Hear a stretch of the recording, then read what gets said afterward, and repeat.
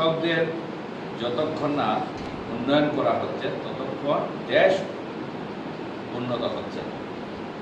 আমরা যখন ছাত্র ছিলাম আমরা পড়েছি পঞ্চবার্ষিকী পরিকল্পনা, অনেক পঞ্চবার্ষিকী পরিকল্পনা আমার নিজের জীবনে আমি দেখেছি, কিন্তু প্র্যাকটিক্যাল আপনাদের মতো কৃষকদের কাছে গিয়ে কিন্তু তার ডেভেলপমেন্ট পৌঁছায়। আমরা গত বছর পর্যন্ত আমরা জানতাম ধান উৎপাদনে, শস্য উৎপাদনে প্রথম কে? চীন। এবার কে জানেন আপনারা? হ্যাঁ, আমরা জানি না এটা। ধান উৎপাদনে বিশ্বের মধ্যে ভারত প্রথম। এবার আমাদের চেয়ে বেশি কেউ ধান উৎপাদন করতে পারে নাই।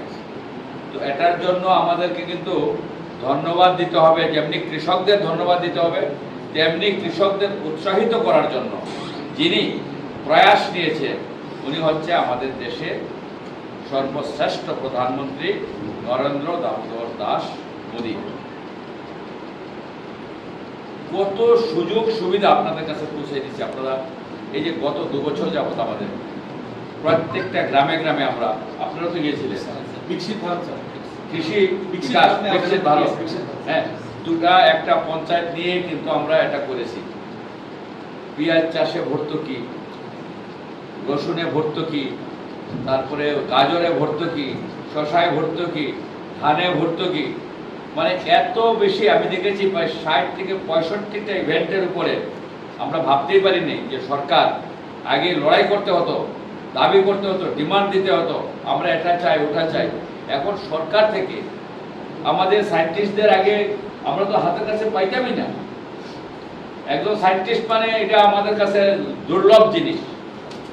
তারা আসবে আমাদের এই ত্রিপুরার মতো জায়গায়, এটা তো আমাদের কাছে স্বপ্ন ছিল। আজকে কি হয়, সায়েন্টিস্টরা গ্রামে যায়,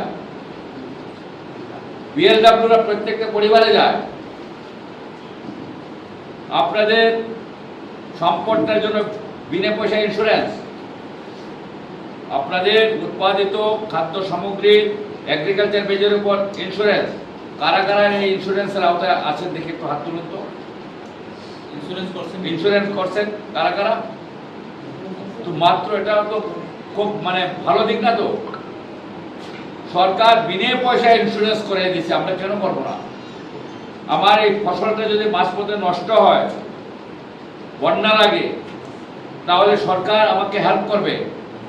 সবাই ইন্স্যুরেন্স কাভারেজের মধ্যে থাকবে।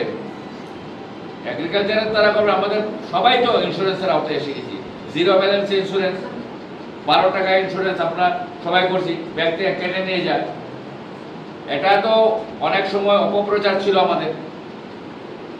গত 2 মাস আগে একটা ছেলে আমার কাছে এসছে যে কাকু, আমার বাবা তো একটা 12 টাকার ইন্স্যুরেন্স করছিল, এটার টাকা পাবনি। কোন ব্যাংকে? ওই গ্রামীণ ব্যাংকে। যাও তুমি নিয়ে কাগজ। 2 লাখ টাকা পাইছে, 2 লক্ষ টাকা। তার 12 টাকায় বছরের ইন্স্যুরেন্স যদি হয়, সে বোধহয় 10 না 12 বছর চালাইছে। মানে কত টাকা গেল? 100-200 টাকা গেল। 12 144 মিনিমাম 144 টাকা তার গেল, আর সে 2 লাখ টাকা পেল।